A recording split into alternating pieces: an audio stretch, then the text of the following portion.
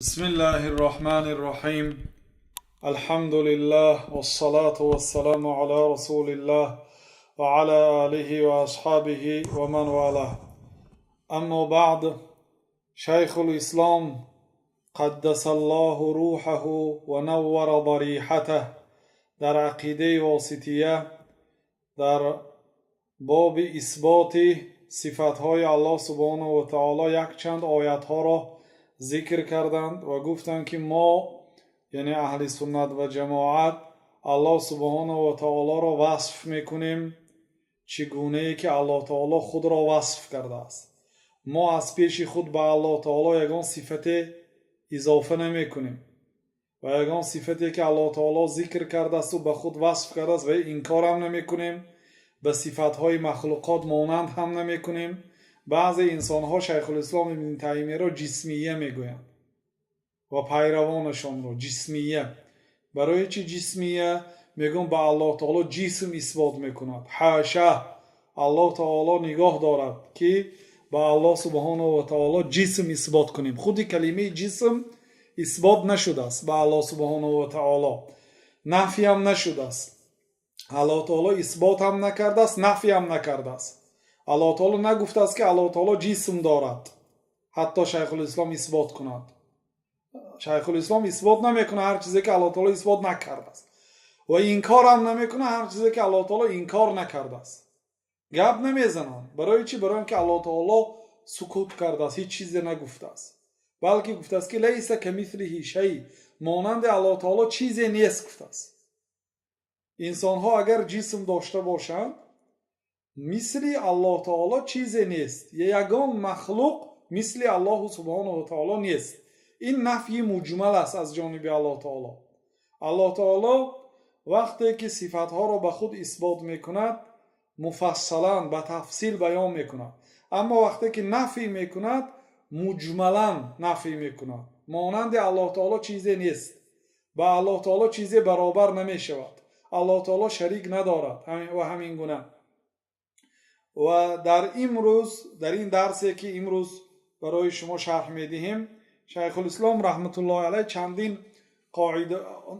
چندین آیت ها را ذکر میکنند که اکثرش آیت هایی که بعض صفات ها را از الله تعالی نفی میکنند. تا امروز چندین آیت ها بود. در همه این آیت ها الله سبحانه و تعالی بعض صفات ها را به خود اثبات میکرد. شیخ الاسلام رحمت الله علیه گفتند و قوله تبارک اسم ربک ذی الجلال والاکرام، و این چنین قول الله سبحانه و تعالی را خوانید و دانید که در اینجا الله تعالی خود را وصف کرده است و به خود بعضی صفات ها را اثبات کرده است. از جمله الله تعالی که تبارک اسم ربک ذی الجلال والاکرام، مبارک است نام پروردگارت. در اینجا اثبات صفت اسم، یعنی الله تعالی نام داشته است.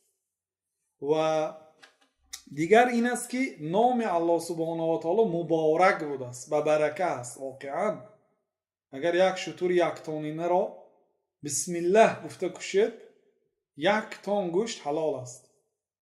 اگر بسم الله نگفته کشید، یک تان گوشت حرام است. انا مبارکی نام الله تعالی. به نام الله تعالی هر کار به نام الله تعالی می شود. حتی پیامبر صلی الله علیه و سلم پیش از در آمدن به حاجت خانه بسم الله اللهم انی اعوذ بک من الخبث والخبائث میگفت. به نام الله می درایم پیش از در آمدن. به نام الله می درایم پروردگار، من از جنهای نر و ماده به تو پناه می طلبم. ولی بعضی ها میگن که من دامله‌های 60 ساله من نو فهمیدم که پیش از حاجت خانه هم بسم الله میگفته است. هیچ گپ نداره. داخل پیامبر صلی الله علیه و سلم پیش از در آمدن در بیرون گفتن، وقتی که میبر آمدن با غفرانک میگفتن. و نام الله تعالی رو حتی پیش از علاقه و خفت و خواب همدیگر باید بگوید. پیامبر صلی الله علیه و سلم گفتن که اگر یکی شما به اهلش نزدیک شود و بسم الله اللهم جنبنا الشیطان و جنب الشیطان ما رزقتنا بگوید و اگر در تقدیر آنها فرزند نصیب باشد، شیطان با آن فرزند ضرر نمیرساند. و انسان وقتی که به خانهش میداره بسم الله میگه شیطان ها در بیرونی در میمونند، میگن در اینجا برای ما جای نیست. اگر بسم الله نگوید با دیگر شیطان ها رو فریاد میکنه بیایید اینجا جای خوب است. و وقتی که طعام رو بسم الله گفته شروع میکنید شیطان ها دست میبردارند. اگر بسم الله نگوید شیطان ها همراهتون از طبق شما میخورند. و همین گونه در خفت و خواب بسم الله باید ضرور است، حتی پیش از کشیدن لباس. کسی که اگر بسم الله گفت چشم جن ها دیگر نمیبینه. نام الله تعالی مبارک است. تبارک اسم ربک ذی الجلال والاکرام. غیر از این که در این آیت اثبات خود اسم که الله تعالی دارای اسم است، یعنی الله تعالی نام دارد. اون چیزی که نام نداره و چیز نیست. هر چیزی که هست و نام دارد. تبارک اسم، مبارک است اسم پروردگارت. اثبات صفت مبارکیت به نام الله تعالی که نامهاش مبارک است. و این چونین ربک، پروردگاری تو. پروردگار یعنی صاحب، آفریدگار، تربیت کننده. این کلمه رب به دیگر چیزها هم اطلاق کرده می شود. مثلا من رب هذا البیت، کی صاحب این خانه گفته میشه در لغت عرب. کی صاحب این خانه، کی صاحب این اسب گفته میشه. رب هذه البلده، پروردگار این شهر، یعنی امیری شهر یا که رئیس شهر یا صاحب این خانه. به همین معناهای هم می آید. خیلی که الله تعالی که رب ارحمهما کما ربیانی صغیرا.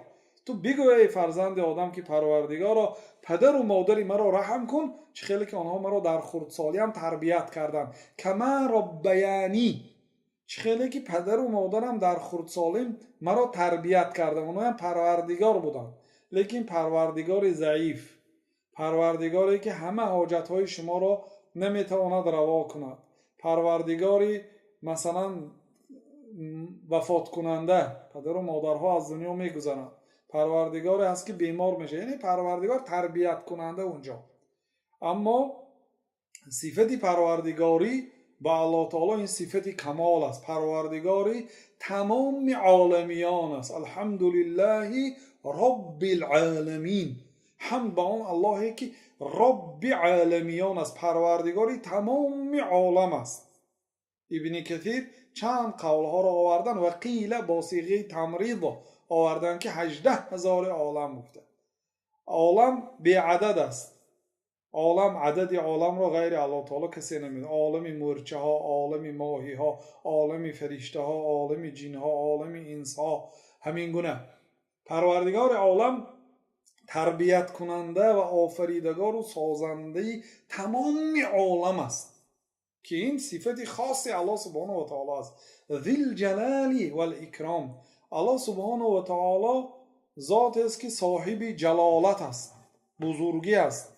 والاکرام، صاحب اکرام، یعنی الله تعالی ذات است که احترام کرده می شود. اگر الله تعالی سخن کند فرشته ها همه بیهوش میشن، از جبریل شروع. از جهت بزرگی الله سبحانه و تعالی. والاکرام، الله تعالی ذات است که او را اکرام کرده می شود. سخنهای او اکرام کرده می شود، به بالا گذاشته می شود. بی طهارت قپیده نمی شود سخن الله تعالی. و این چونی الله تعالی پیغمبرها و بندگان صالح را احترام میکنه، اکرام میکنه. یعنی در این آیت خیلی که دیدید صفتهای مبارک بودن نامش، اثبات خود نام به الله تعالی، صفت پروردگاری، صفت جلالت و بزرگی و صفت اکرام الله تعالی اثبات کرد. و قوله فاعبده واصطبر لعبادته هل تعلم له سمیا. تو پروردگار عالم الله تعالی را عبادت کن، یگانه پرستش کن و در عبادت الله تعالی صبر کن.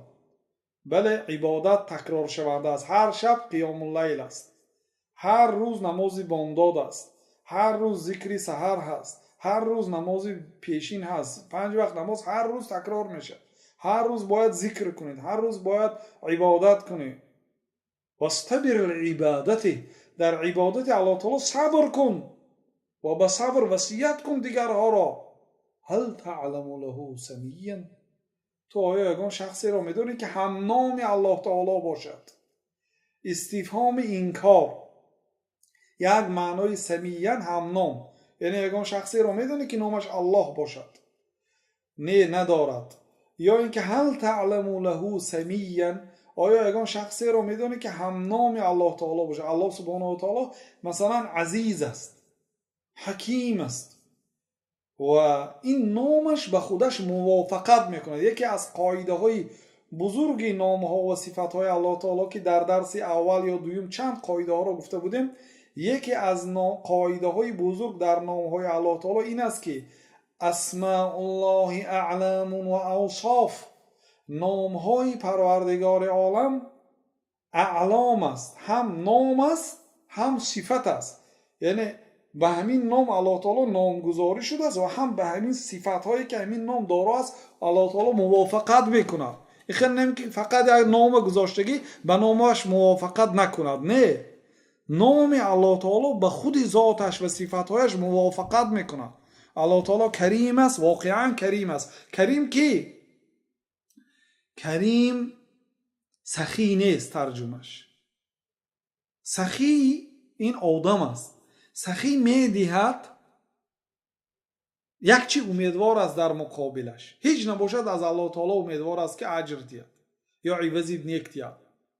یک سوم خیر میکنه الله تعالی 700 و زیاده از این میگرداند. این را میدانند آنهایی که لذت خیر و لذت صدقه چشیدند و راحتی آن را چشیدند، اونا میبرارند. با مقصد چی؟ با مقصد زیاد کرده گرفتن و این بهترین تجارت است. تجارت با همراه الله تعالی هست. قرض میتید به الله تعالی، الله تعالی اضافه کرده میتید. به الله تعالی اجازت است که پول شما را اضافه کرده دهد. خب الله سبحانه و تعالی خلاصه به نامش موافق است. کریم گفتیم ذاتی است که میدهد و بر مقابلش هیچی نمیخواهد. در مقابلش مثلا حاتم طایی هم کریم بود، سخی بود، در مقابلش شهرت میخواست که نامش در تمام دنیا ورد زبان شود. شد. همه حاتم طایی را با سخاوت میشناسند. واقعا شخصی سخی بود، لیکن به عوض بود. میخواست که مردم او را ذکر کنند، میخواست نامهاش در همه جا ذکر شود. اما الله سبحانه و تعالی میدهد، بر عوضش هیچی نمیخواهد.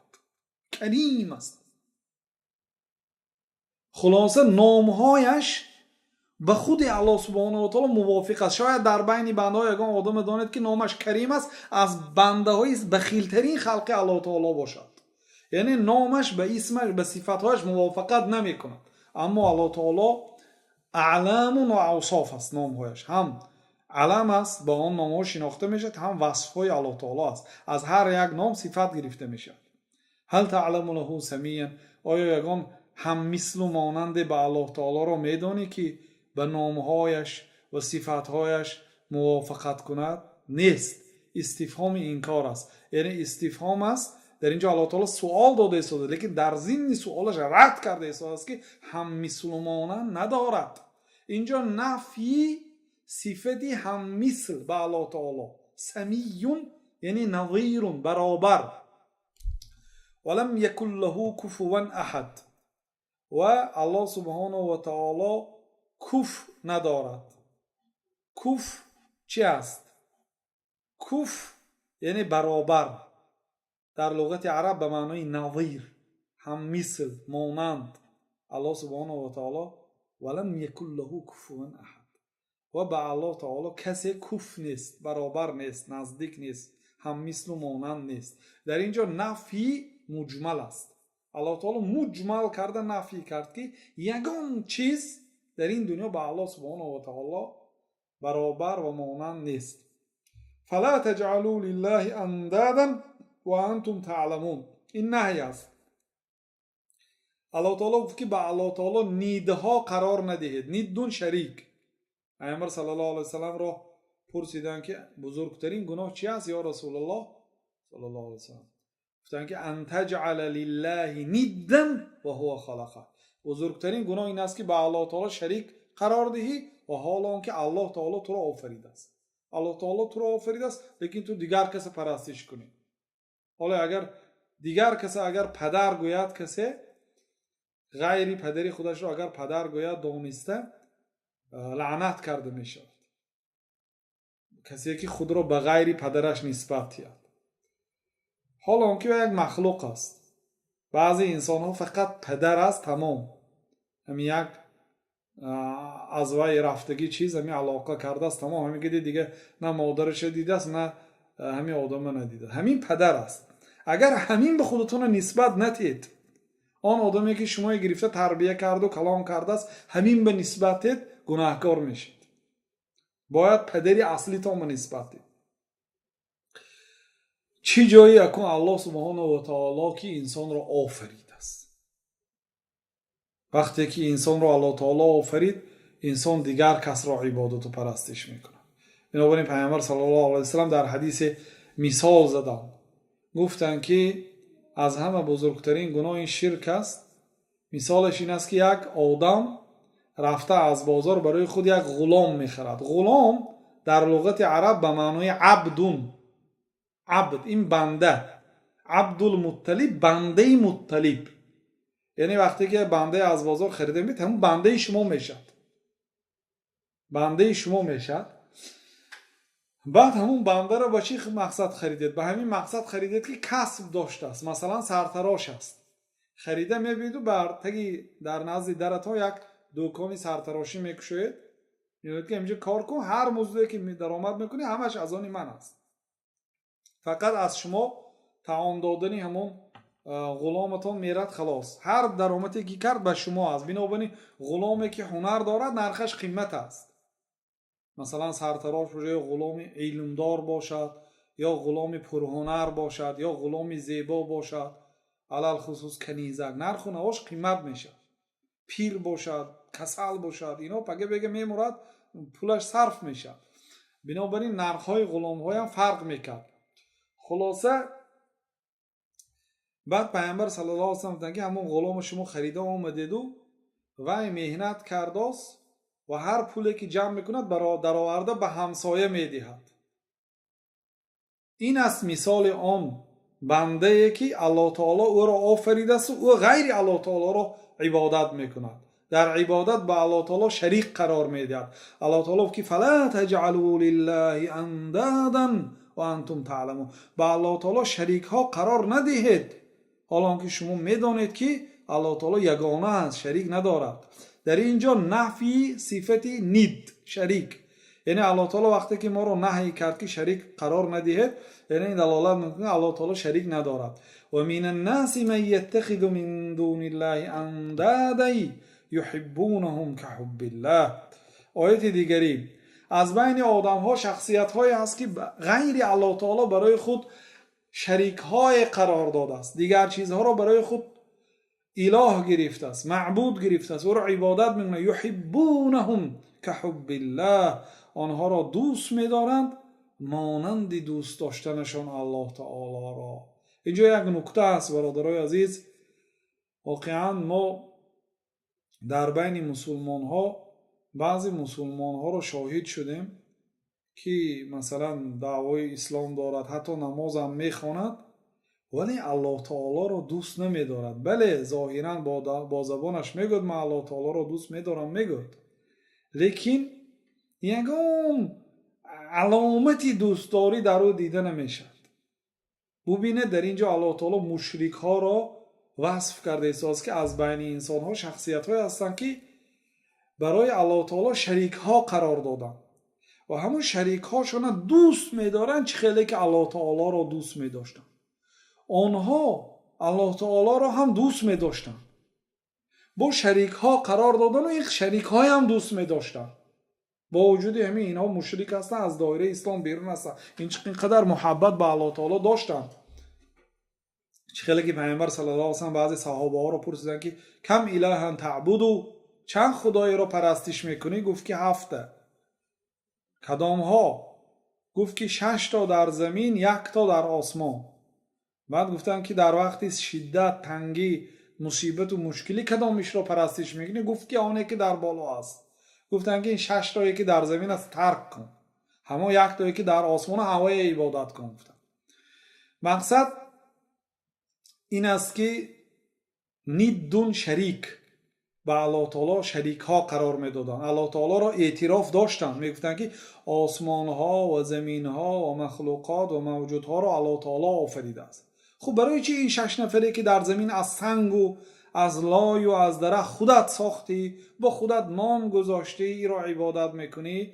میگوید که آخر اینها بیگناه هستند، درخت گناه ندارد، سنگ گناه ندارد، من اینها را عبادت میکنم تا اینکه اینها گناه نکرده است الله تعالی را، مرا به الله تعالی نزدیک کناند، گفته عبادت میکردن. یعنی شرک محض نبود، شرک وسیله بود. میخواستن که با همین وسیله به الله تعالی نزدیک شوند. اونا واقعا دوست می‌داشتن الله تعالی را، میخواستن که الله تعالی آنها را عفو کند، میخواستن که الله تعالی آنها را دوست دارد، لیکن با طریقه خطا. این آیت رد نفی صفت نید، یعنی شریک ندارد الله تعالی، چون که الله تعالی تنقید دارد آن شخصیت هایی که غیر الله تعالی را به الله تعالی شریک قرار میدادند. آیت دیگری وقل الحمد لله الذي لم يتخذ ولدا ولم يكن له شريك في الملك ولم يكن له ولي من الذل وكبره تكبيرا. بگو ای پیغمبر الحمدلله، بگو حمد برای الله، حمد ستایش سزاوار الله است. الذي لم يتخذ ولدا، نفی فرزند، آن ذاتی که الله تعالی ذات است که برای خود فرزند نگرفت. نفی صفت فرزند، الله تعالی فرزند ندارد. من در اینجا الله تعالی نفی کرد از خودش، گفت که من فرزند ندارم. گفت ما هم اهل سنت و الجماعت از الله تعالی نفی میکنیم هر صفتی که الله تعالی همین صفت در من نیست. گفت الله تعالی گفت که الله تعالی فرزند ندارد در یک چند جای قرآن کریم. اگر الله تعالی فرزند دارد این صفت نقص است نسبت الله تعالی، اما نسبت فرزندان آدم غالبا صفت کمال است. آدم فرزنددار باشد این صفت خوب است، یعنی عموم گیرید، نه در بعضی حالت ها. مثلا یک داماد آمد خواستگار شده به دختری شما لیکن فرزند دارد، این صفت نقص است در همین جا. برای چی؟ برای اینکه دامادی فرزنددار، دختری من دختری جوان است، دامادی بچه دار آمده است، صفتی نقص است در اینجا. لیکن عموم گیرید شخصیتی که صاحب فرزند است این صفتی کمال است، یعنی این صحت سلامت است، انسانی آبرو داشته است که مردم زن دادیان، قوت و سلامتی داشته است که الله تعالی برای این فرزند داده است. مثلا فرزنددار بودن عموم گیرید صفتی کمال است، لیکن به الله تعالی این صفتی نقص است. الله تعالی برای خود فرزند نگرفت، برای اینکه حاجت به فرزند ندارد، برای اینکه الله تعالی یگانه هست و هم مثل و مانند ندارد. وقتی که فرزند گیرد، فرزند جزئی پدر و مادر است. پیامبر صلی الله علیه و سلم میگه من اغضبها اغضبنی، کسی فاطمه را غضب به غضب آورد من غضب آورد است. فاطمه تو بضعه منی، فاطمه یک برده گوشتی من است، یک قطعه من است. من اغضبها اغضبنی، کسی که او را به غضب آورد او مرا به غضب آورد است. بنابراین فرزند انسان جزئی انسان است. الله تعالی فرزند نگیری برای اینکه او شریک ندارد، هم مثل ندارد. اگر فرزند میداشت فرزندش مثل خودش میشد. سبحانه، الله تعالی از فرزند پاک است. لم یتخذ ولدا، نفی، الله تعالی با خود فرزند نگیری. ما هم نفی میکنیم، یعنی انکار میکنیم، میگیم که الله تعالی فرزند ندارد، صفت فرزندداری در الله تعالی نیست. ولم یکن له شریک فی الملک، الله تعالی در ملکش شریک نیست.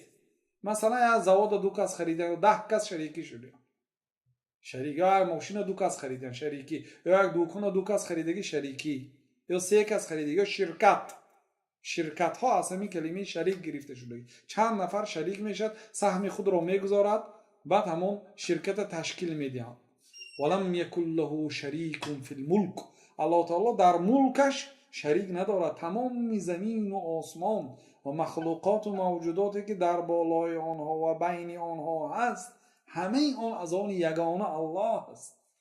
یعنی نفی شریک در ملکش و در همه چیز. ولم یکن له ولی من الذل، الله تعالی دوستی از جهتی خاری ندارد، یعنی مطلقا ولی را نفی نکرد.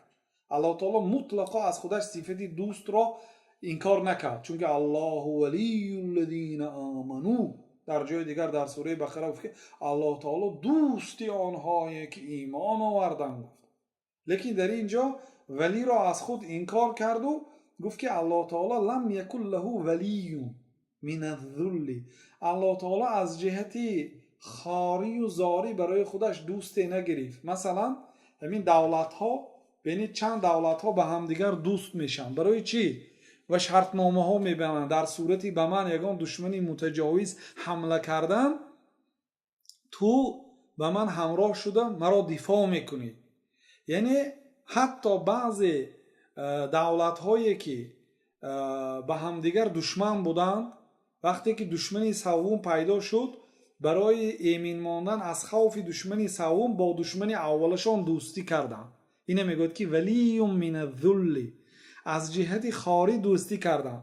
مثلا در تاریخ هم هست که بعضی دولت های نصرانی ها آمده با دولت های مسلمان ها دوستی کرده هستند، نه از جهت دوستداریشان بلکه از جهت خاریشان که ما رو در پناهت بگیر، بیا با هم دوست شویم، با هم دوست شویم. اگر به تو هم حمله کردم ما کمک میکنیم، به ما هم حمله کردم تو کمک کن، همدیگر رو دستگیری کرده دولت های به هم دوست میشویم. گفته آمده دوستی میکنن از جهت خارگی، از جهت زارگی، از جهت حاجتمندیشان. ولم یکن له ولی من الذل. الله سبحانه و تعالی ولی دوست ندارد از جهتی آنکه الله تعالی محتاج شود به دوست. دوستی انسان بسیار باشد، یار و رفیقاش دوست بسیار باشد، خوب است برای آنکه او را دستگیری میکنند، چون که حاجت دارد به دستگیری. اما الله سبحانه و تعالی ندارد.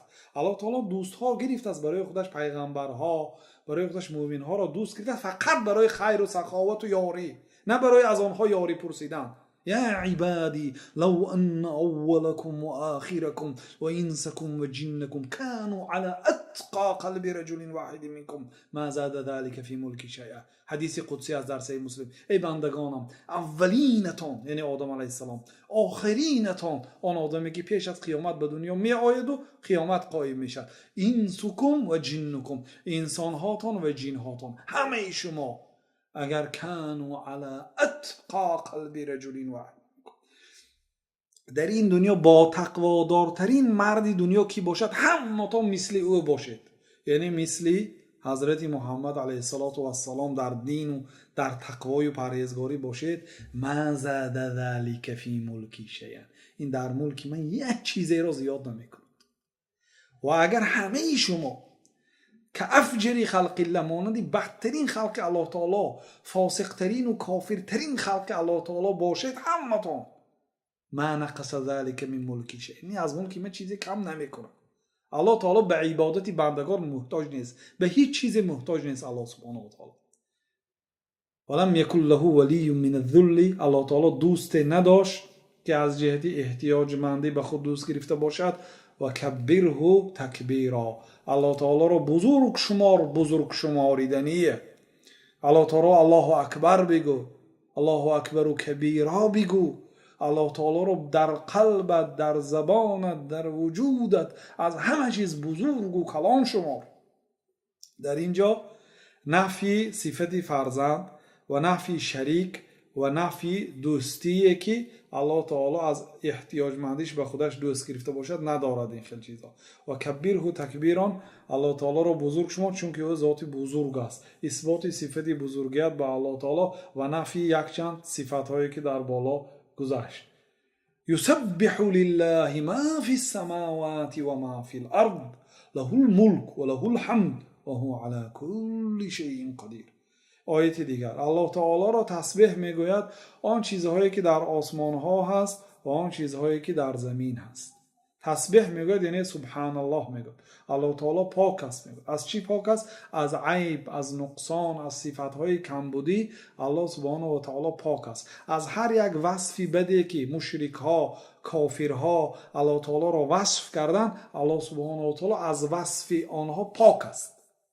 از تمام صفتهای کمبودی، صفتهای نقص، صفتهای بد، صفتهای پست الله سبحانه و تعالی پاک است. او را پاک می شمارند تمام آنهایی که در آسمان ها و در زمین ها هست. و این من شیء الا و یسبح بحمده، چیزی نیست مگر به الله تعالی تسبیح میگوید الله تعالی همه چیز تسبیح میگوید سبحان الله، ولکن لا تفقهون تسبیحهم، لیکن شما تسبیح آنها را نمیفهمید.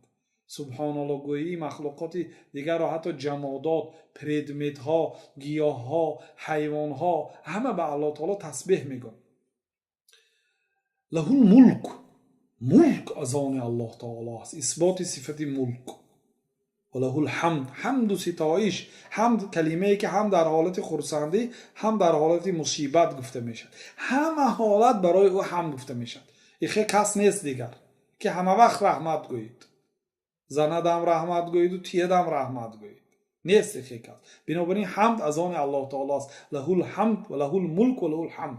ملک از آن الله تعالی است، حمد از آن الله تعالی است. و هو علی کل شیء قدیر. الله تعالی به همه کار قادر است، به همه کار الله سبحانه و تعالی قادر است. اثبات صفت قدرت، اثبات صفت ملک، اثبات این که الله تعالی سزاوار حمد است. و وقتی که الله تعالی را از تمام صفتهای عیب پاک شماریدن، این دلالت میکند که همه صفتهای کمال الله تعالی آن را دارا هست. الله تعالی دارای صفتهای کمال است. وقتی که از الله تعالی صفتهای کمبودی و نقص و پست را نفی میکنیم و انکار میکنیم، ضدش این است که اثبات صفت کمال است. آیت دیگری تبارک الذی نزل الفرقان علی عبده ليكون للعالمين نذيرا الذي له ملك السماوات والأرض ولم يتخذ ولدا ولم يكن له شريك في الملك وخلق كل شيء فقدره تقديرا. تبارک الذی نزل الفرقان، مبارک است الله تعالی، خودش مبارک است، غیر از اینکه نامش هم مبارک است، خود الله تعالی مبارک است. الله تعالی مبارک است، ذاتی که برکه در دست اوست، برکه میدهد، زیاد میکند کم را. ببینید از یک آدم در روی زمین اینقدر آدم های زیاد آفرید.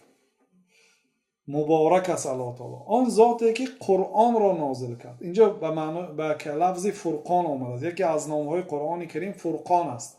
فرقان از کلمه فرق گرفته شده است، یعنی حق و باطل را جدا میکند. مبارک است آن ذاتی که قرآن را به بنده اش نازل کرد. بنده اش یعنی محمد صلی الله علیه و سلم. این اضافه تشریف، بنده اش گفت، بنده را به خودش اضافه کرد، بنده الله گفت، اضافه تشریف و اکرام. همچون احترام بنده الله گفت. لیکون للعالمین نذیرا، الله تعالی قرآن را به بنده اش نازل کرد تا اینکه بنده اش مردم را نذیر باشد، بیم کننده و ترساننده از عذاب الله تعالی باشد. یعنی پیامبر صلی الله علیه و سلم مردم را از عذاب الله تعالی ترسانیدند.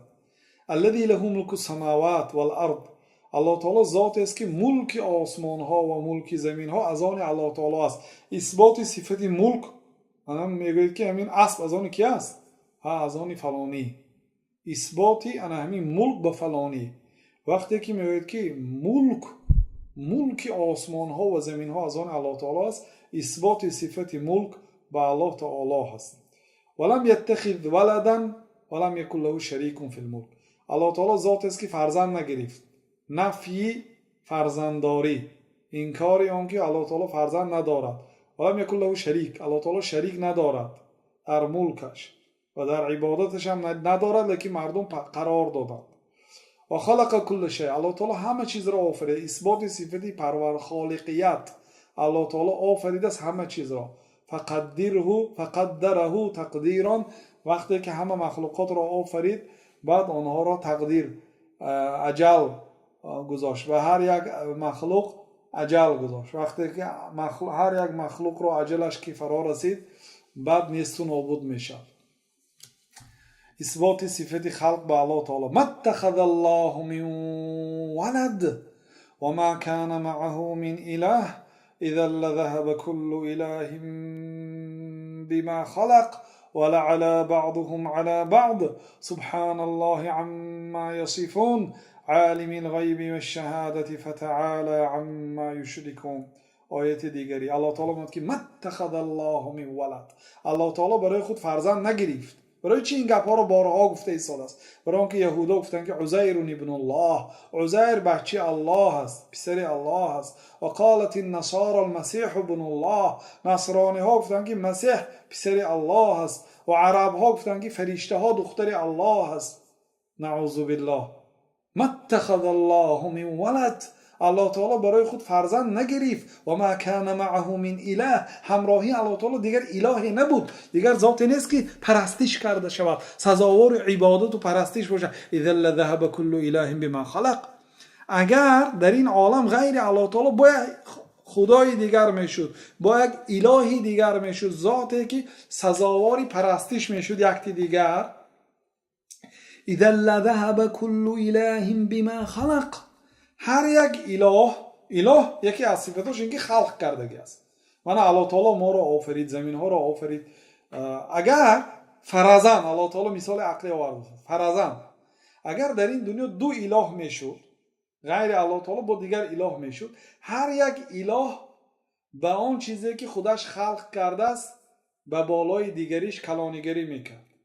مثلا میگفت که ای شریک، مثلا بگو مخلوقات خود را، انسان ها رو تو آفریدی، مثلا حیوان های مرا نخورن، حیوان ها رو این خدا آفرید. مثلا دو خدا که شد، نصفی مخلوقات رو اینش آفریدگی است، نصفی مخلوقاتش رو این آفرید، نصفی زمین و آسمان از آن این است، نصفش از آن این است.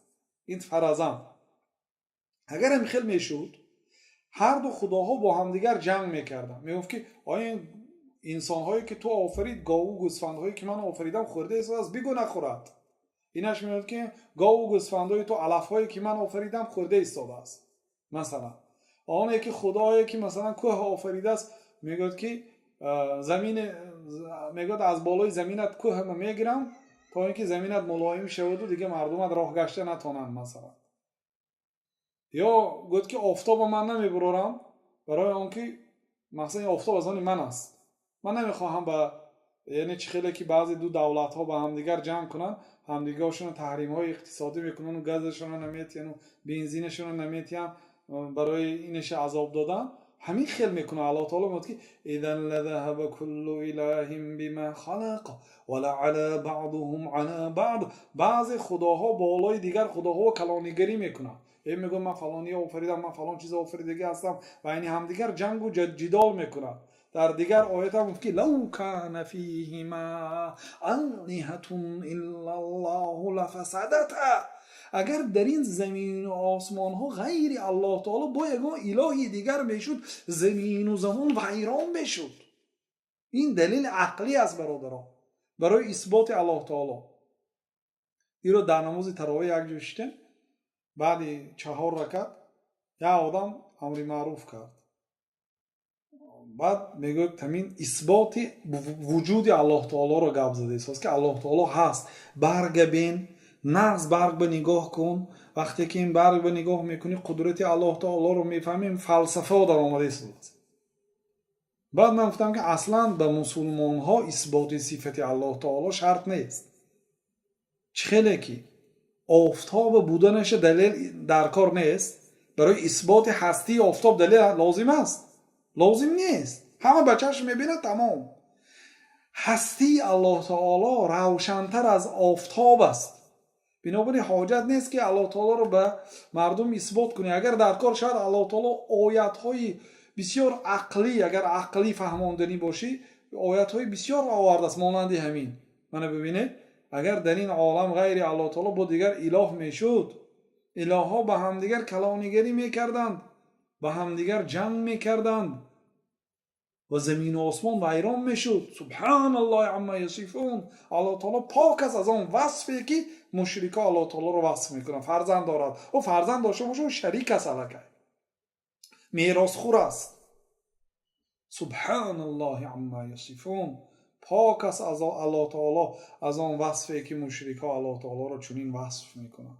ما باید الله تعالی رو وصف کنیم چه خیلی که الله تعالی خود را وصف کرده است و انکار کنیم اون صفاتایی که الله تعالی از خود انکار کرده است. عالم الغیب و شهادت، الله تعالی داننده غیب و داننده شهادت است. یعنی اون چیزی که شهادت است، یعنی اون به مردم هم معلوم است، الله تعالی رو میداند. مثلا روز شد، هوا گرم شد، هوا خنک شد، نه همه فهمید. این شهادت است. این مردم هم دانستن، الله تعالی میدانست این را و میداند. غیب هم میداند الله تعالی فردا چی میشود، بعد 1 سال چی میشود. داننده غیب و حاضر است. فتعال عما یشرکون. الله تعالی عالی است، ذات بلند و پاک است از آن صفتهای پست و بدی که مشرک ها به الله تعالی نسبت میدهند. آیت دیگری، در این آیت الله تعالی از خود فرزند را نفی کرد و غیر الله تعالی دیگر اله نبودن را هم نفی کرد. گفت که الله تعالی یگانه شریک نداره، یعنی شریک را از خودش نفی کرد و به خود صفت علم را اثبات کرد که الله تعالی داننده غیب ها، عالم. الله تعالی عالم یگان جانده عالم نآمده است، عالمی مطلق، عالمی خالی، بلکه عالم الغیب و شهاده آمده است. برای اینکه عالم گفته میشه به اون شخصی که علم دارد. الله تعالی فقط عالم نیست، عالم الغیب و شهاده، داننده غیب و داننده حاضر هم میداند، غایب هم میداند. الله تعالی مثل الله تعالی کسی نیست. یعنی الله تعالی با نام فقط عالم خود را وصف نکرده است، عالم الغیب و شهاده آمده است و علیم آمده است. علیم صیغه مبالغه عالم، یعنی بی‌نهایت علم دار. فلا تضربوا لله الامثال ان الله یعلم و انتم لا تعلمون. با الله تعالی مثال ها نآرید، الله تعالی رو به مخلوق ها مانند نکنید. الله تعالی میداند، شما نمیدانید. اثبات صفت دانستن و الله تعالی علم و انکار صفت مثل. الله تعالی هم مثل و هم مانند ندارد. مشرک ها میگفتند که ان الله اجل من ان یعبده الواحد منا. الله تعالی بزرگتر است از آن که ما یکی ما الله تعالی را عبادت کنیم. فلا بد من اتخاذ واسطه بیننا و بینه. ما باید بین ما و بین الله تعالی یک واسطه گیریم. فکانوا یتوسلون الیه بالاصنام. بنابراین آنها صنم ها را عبادت میکردند، صنم هایی که از درخت، از تخته، از چوب، از سنگ، از لای ساخته شده است، از چیزهای بیگناه، آنها را عبادت میکردند. تشبیها له بملوک دنیا. میگفتن که ما باید الله تعالی را مباشرتا به واسطه پرستش نکنیم. الله تعالی ذات بزرگ است. ما خیلی که پادشاه ها را، یعنی به نزد آنها هر وقتا که خواهیم در آمده نمیتوانیم، به واسطه وزیرای، به واسطه شناس ها میدراییم و سخن خود را میرسانیم. همین گونه ما باید سخن هایمان را به واسطه رسانیم. گفتن بعد الله تعالی همین آیت را نازل کرد که فلا تضربوا لله الامثال. با الله تعالی مثال نبیارید، الله تعالی را به مخلوق ها مانند نکنید. نگویید که خیلی که به نزد رئیس و به نزد راهبر به واسطه در آمده نمیشد، به نزد الله تعالی هم به واسطه در آمده نمیشد. نگویید از الله تعالی شب است، روز است، در کجای دنیا باشد، از الله تعالی با کدام زبان باشد بپرسید، الله تعالی شما را میشنود.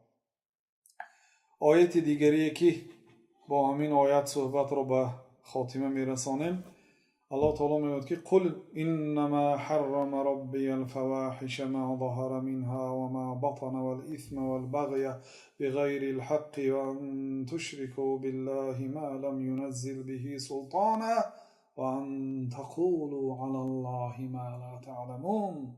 بگوی پیامبر صلی الله علیه وسلم، انما حرم ربی الفواحش، پروردگار من فاحشگی را من کرد، حرام کرد. فاحشه کدام نوعی آن باشد حرام است. ما ظهر منها و ما بطن، آن فاحشه که در پنهانی می شود یا اینکه در آشکارا می شود، همش را الله تعالی حرام کرد. اثبات صفت تحریم، الله تعالی حرام میکند و حلال میکند. الله تعالی حق دارد که حرام کند و حلال کند. این صفت الله تعالی است که حرام میکند، بعضی چیزها رو به ما منع میکند، بعضی چیزها رو به ما اجازت میدهد. ما ظهر منها و ما بطن، هر فاحشه‌ای که آشکارا هست یا پنهانی است، همه آن را الله تعالی حرام کرد. ولی اثم، گناه را جمیع گناه را و البغی ظلم را بغیر الحق، یعنی ظلم را الله تعالی حرام کرد. و ان تشرکوا بالله ما لم ينزل به سلطانا، و اینکه به الله تعالی کسی را یا چیزی را شریک بیارید، آن کس و چیزی که الله تعالی سلطان دلیل و حجت نازل نکرده است به آن که وی هم مثل مانند الله یا شریک الله تعالی باشد که او را شریک قرار دهید و پرستش و بندگی کنید. الله تعالی یگانه ذاتی که پرستش و بندگی کرده میشه. ابن کثیر رحمت الله علیه گفته که الخالق لهذه الاشیاء هو المستحق للعباده، آن ذاتی که آسمان های و زمین های و آفتاب و ماهتاب و شب و روز و ستاره های و اینقدر مخلوقات عظیم را آفریده است تنها خودش به شریک، او هست سزاوار عبادت. برای الله تعالی شریک پرستش قرار ندهید و پرستش نکنید. الله تعالی فاحشه را حرام کرد، گناه را حرام کرد، ظلم را حرام کرد و اینکه به الله تعالی شریک بیارید و ان تقولوا علی الله ما لا تعلمون، و اینکه به الله تعالی آن چیزی که الله تعالی نمیدانید نسبت دهید. از نام الله تعالی بگویید آن سخنی را که نمیدانید. یعنی وقتی که همین کار مستحب است میگویید، بین 4 رکعت تسبیح خواندن خوب است میگویید، مثلا شما بدون علم به الله تعالی اثبات کردید که الله تعالی همین را دوست می‌دارد، گفتید علم ندارید، از نام الله تعالی شما سخن کردید. و ان تقولوا علی الله ما لا تعلمون، این بین همسایه شرک آورد الله تعالی. به علم از نام الله تعالی سخن کردن، از نام شرط نه که شما الله تعالی گفت گویید. وقتی که مستحب گفتید، معنای مستحب چی است؟ معناش اینه که الله تعالی اینو بد می‌بیند، دوست می‌دارد. مکروه گفتید، معناش چی است؟ یعنی الله تعالی اینو بد می‌بیند. شما با الله تعالی همین چیز را اثبات کردید که الله تعالی بد می‌بیند یا دوست می‌دارد. اگر بدون علم باشد، این همسایه شرک است در قرآن. و ان تشرکوا بالله ما لم ينزل به سلطانا و ان تقولوا علی الله ما لا تعلمون. وقتی که یک گناه رو با یک گناه در قرآن همسایه می‌بیارد، دلالت به حرمت آن می‌کند، به بزرگ بودن آن. بنابراین حرکت کنید از نام الله تعالی بدون علم سخن نکنید که بسیار گناهی کلان است. شیطان هم اساسا به همین چیز وسوسه می‌کند مردم را، و این یکی از علامت‌های قرب قیامت است که آنهایی که از نام الله تعالی بدون علم سخن می‌کنند بسیار شدند. هر یک بلاگر از نام الله گپ می‌زند، نصیحت می‌کند مردم را. خب در این آیت اثبات اینکه نفی اثبات آن که الله تعالی حرام می‌کند و نفی شریک با الله سبحانه و تعالی، و یگان در دنیا یگان شریکی نیست که الله تعالی به شریک بودن او دلیل نازل کرده باشد. الله اعلم و صلی الله و سلم علی نبینا محمد و علی آله و اصحابه اجمعین.